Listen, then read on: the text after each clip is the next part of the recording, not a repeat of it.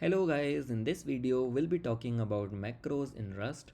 Macros are a very important and powerful concept of Rust which helps developer to define coding patterns or practices that can be used across the package.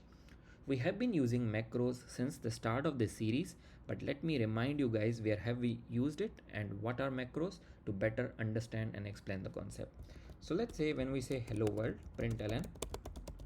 Now here println is my macro and exclamation is used to invoke my macro. So if I go inside, as you can see, the implementation shows me it's not a function, it's a macro.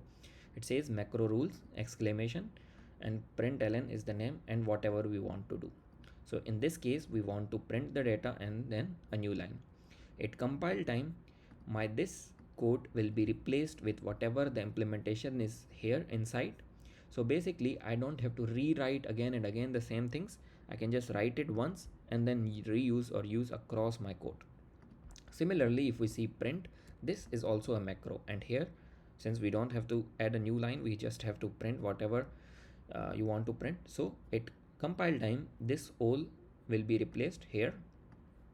So my machine code will have this thing, not my print, the basic one.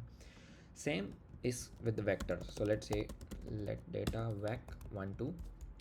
Now here what I am doing is initializing a vector with 1 2, but if I go inside, this is also a macro where we create a new vector, we add our data. So same again, replaced it compile time with whatever is inside. So guys, this is macro. Basically you define some practices. These are predefined, but we can also define our own macros and then use them across the package. So let's say we are saying macro rules, log is the name of my macro, and then pass some expression.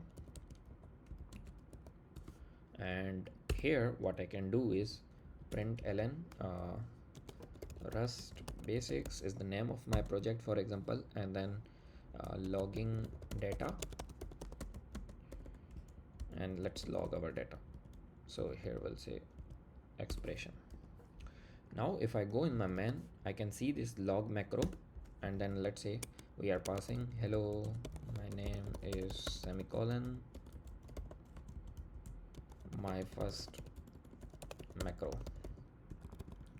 Now if I do cargo run, there you see we have the predefined data as well as whatever we sent. So now this can be used across our repository to access to use the same coding pattern that we have been using inside. Now let's say if I want to change something, let's say I want to change this, I can just change here, and then wherever is it's used, it will be automatically replaced. So that's why macros are used. They, as you can see, they add lots of code reusability and easy to change and different other things. So I hope you guys understand the concept. Try to implement it yourself, and if you have any questions, feel free to ask. I'll get you guys in the next video with another interesting topic. Until then, thanks for watching.